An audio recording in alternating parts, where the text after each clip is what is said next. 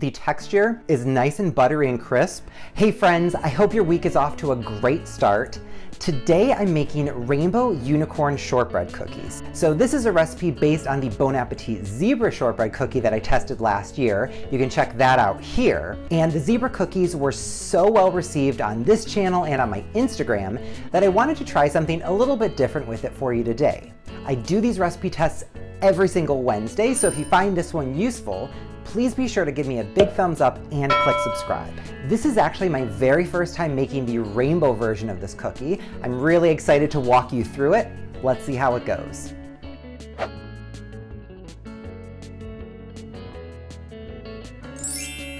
I'd like to give a special shout out to Mia Dawkins for watching, commenting, and subscribing, but most importantly, for sharing my videos with her friends. Thank you so much for being a real-life superfan. I really appreciate it. If you'd like a shout out in a future video, just leave a comment below letting me know what Bon Appetit recipe you'd like me to test next. To get started, I'm weighing out my dry ingredients. That'll make it easier for me to split evenly among 6 bowls later on in the process. Definitely dump it all over your counter. That's a great thing to do. So next I'm measuring out my wet ingredients, so adding the butter, the granulated sugar, and powdered sugar. And then I'm going to cream this in my stand mixer fitted with the paddle attachment for about 4 minutes. You want to get this super light and fluffy. Since there are no leavening agents in this cookie dough, beating in the air is really the only opportunity you're going to have to get a little bit of lift and lightness to the cookie. Once it's super light and fluffy, I'm just going to add in the egg and vanilla extract and then quickly mix it to combine.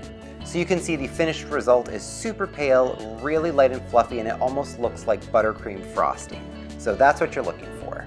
So next I'm just weighing out the entire mixture so I can divide it evenly among 6 bowls. The weight of this wet mixture will vary greatly depending what size egg you used, so you'll definitely want to weigh this for yourself. I've got 6 colors. I don't know what indigo is, so I'm not gonna mess with it. I am using these concentrated gel food colorings. Don't try to use liquid food color, it'll mess up the consistency. Apparently, I don't know rainbow order. Now I'm just combining the dry ingredients using a whisk to get the salt evenly distributed throughout the flour. So I'm going to be adding 65 grams to each one of these bowls. And I like to measure every single bowl. That way you can make sure that you're not wildly off base and you haven't made a miscalculation. You want to mix as little as possible to get the flour incorporated. And shortbreads are a little bit drier than a traditional cookie dough. This kind of smushing it down technique is working really well. And so this is the texture. You can see it's really thick, but I've got the flour bits kind of all incorporated. So now for the fun part, assembling the cookie dough logs. So this first method is similar to the zebra cookie. I'm just arranging half of each color dough in a 2-inch by 6-inch rectangle. The second method is arranging a 1-inch by 8-inch long strip of the dough. Once you have your initial layer down, you can just continue to stack dough in rainbow order. You don't need to be super neat here because it really doesn't matter. We're going to be rolling these doughs up anyhow. The kind of only thing that you want to make sure you're paying attention to is that you're getting good contact between the colors. So as you're applying them, kind of pat them down a little bit and put some weight behind it. You don't want to be too delicate here. Having good contact between the colors will just make it easier when we progress to the next step. To roll up the stacked cookie dough log, you start by folding the parchment paper over the top of the dough. You then want to push the top layer of parchment paper toward the cookie dough while pulling the bottom layer of parchment paper toward yourself at the same time. This is applying an even pressure all the way around the cookie dough log, which is going to cause it to expand outward to 8 inches long with a 1.5-inch diameter. To roll the next log of cookie dough, fold the parchment paper over the top of the dough, either starting at the red end or the purple end, whichever side you want to be on the inside of your roll, and slowly slide the parchment paper forward. So the motion you're doing with your hands is almost like if you were turning a dial. So you're just slowly turning the parchment paper forward and the dough will gradually roll onto itself. I want to coat the outside with this gold luster dust. because I think that'll look kind of fun. So I'm gonna just mix it with some gold rum. And I've never done this before, so I'm curious whether the luster dust can be painted before baking or if this will need to be painted afterwards. This probably is a little bit too thick, so I'm gonna thin it down just slightly. If you don't want to use rum, you could use any kind of flavoring extract that's alcohol based. So this is looking pretty nice, I think, from a texture standpoint. It looks really thick, but I think that'll do a nice job coating. I'm gonna brush this on and then let it dry for a minute, and then I'll do the slicing. And my suspicion is that this method will not work well. I think the baking is gonna mess up the gold. So I'm only gonna do a small portion of this, and the rest I'm going to do after baking. And I'll just have to paint each slice on its own.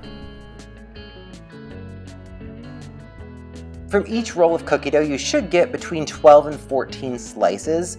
So it's gonna be a really generous 1/4 inch slice.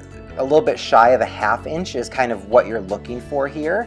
So depending on how long you rolled your cookie dough, you may get more or fewer pieces.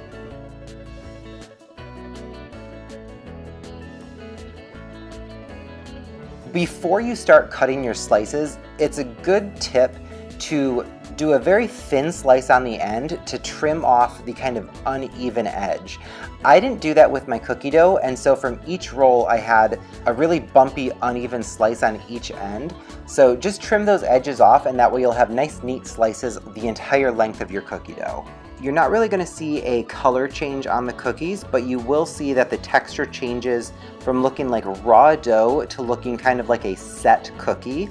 Then we'll need to let these cool until they're cool to the touch before we finish painting them. Painting the edge of the cookie isn't really difficult, it's just a little bit time consuming. So you do want to use a wide, flat paintbrush with pretty stiff bristles, and this should be a paintbrush that you use only for food, obviously. If you press too hard with the paintbrush, the bristles will start to flare and it'll mess up the top of the cookie. So use a light touch and you'll be good to go. So I've let the gold paint dry for about 20 minutes, so it is dry to the touch right now, and this is what the finished product looks like.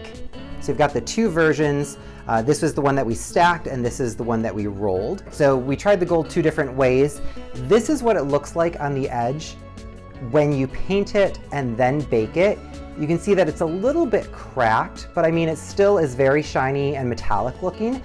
And then this is what the gold looks like when painted on after baking. So this is exactly what I wanted it to look like. It's got that really, really smooth and shiny finish to it. From a purely visual standpoint, I much prefer the gold luster dust painted on after the fact.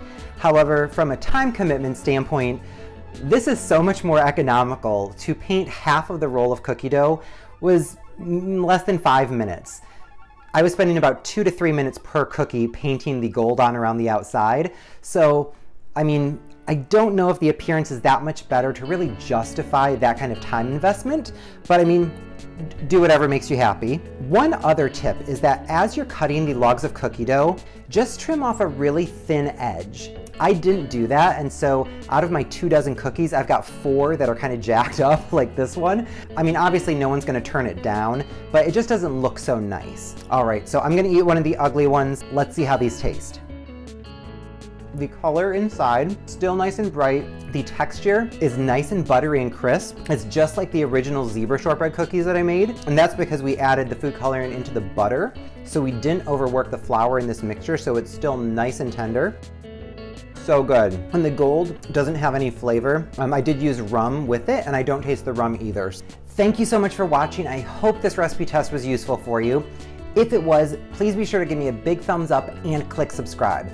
When you make the Rainbow Unicorn Shortbread Cookies, please tag me in your post on Instagram. I would love to see how they worked out for you. I'll see you next week.